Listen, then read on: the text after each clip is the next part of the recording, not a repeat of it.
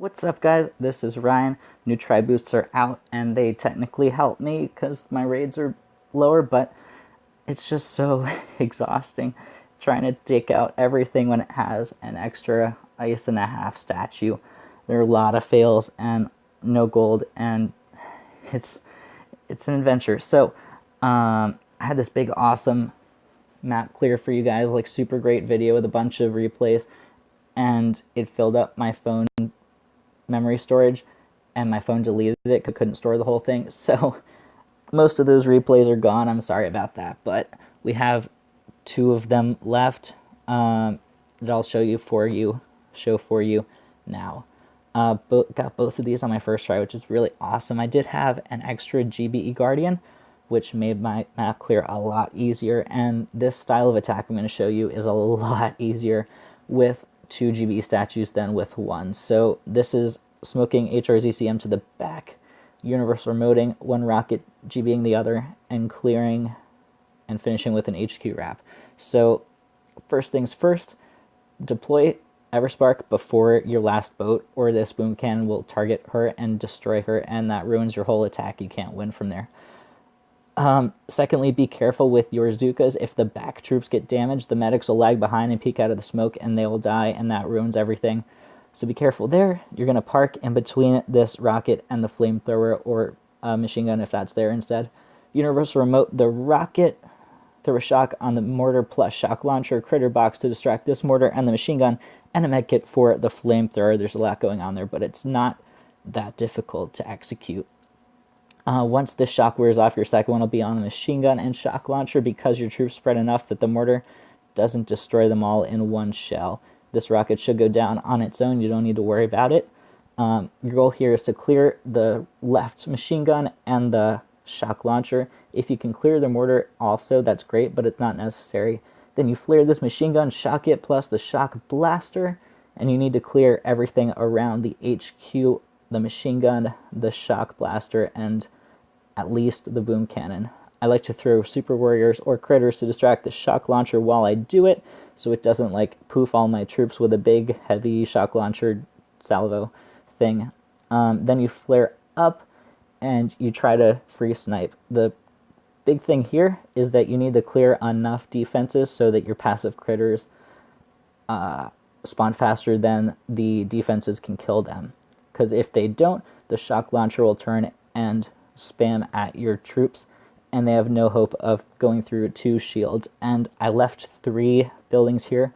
I was so close on this sniper, but didn't quite get it. The shock launcher actually kind of went back and forth between getting my troops and getting the critters, but it got just enough focus on the critters that I was able to take it out with 20-30 seconds-ish left, which was excellent. It's had 7 boosted ice and was a lot of fun. I really like doing these HRZCM smoky hits because they're not technically difficult, but they're really cool looking and have a lot going on to them. I'll speed this up one more time so we can finish it. The mortar is a big thing here. Also, if the shock blaster is not touching the HQ, this doesn't really work, and you have to take it from the front or do something else. So keep that in mind when you're planning this out. Next attack involves that mortar I was talking about. I'll show it to you now. This guy's a bit lower, MVP 1352. He had 7 ice and 5 of it boosted, which helped me out a lot, but kind of equates to 7 boosted ice with the tri boost right now. So you can use this down the road and it'll still apply well.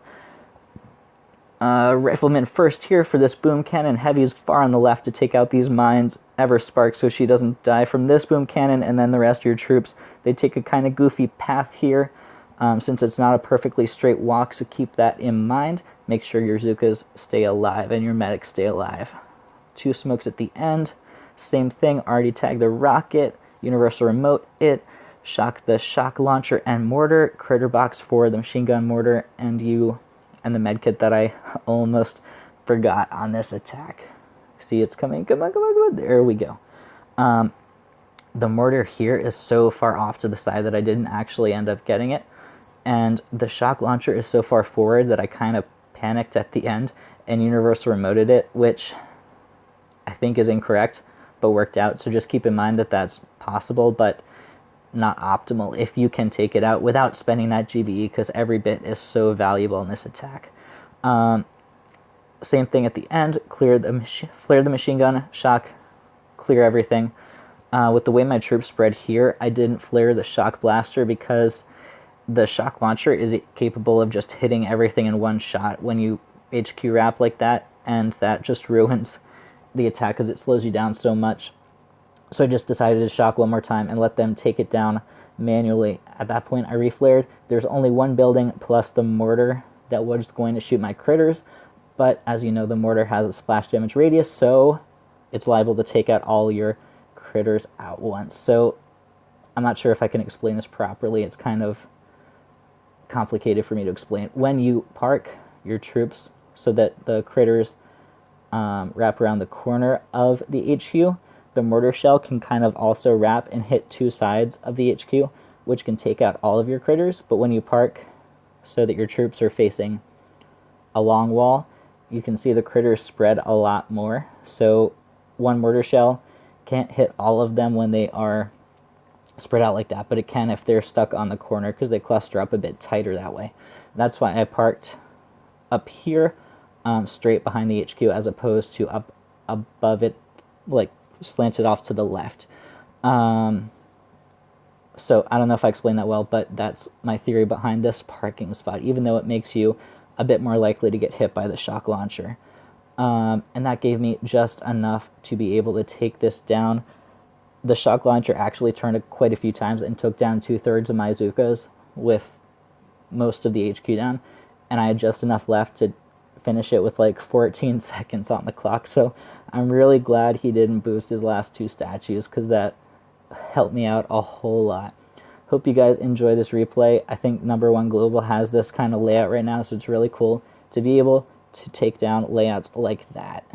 I'm sorry I didn't get the heavy Zook attacks. I'll share them with you as they come up in the future. Until then, though, my name's Ryan. This is the PSC Life. I hope you enjoyed, and until next time, happy booming.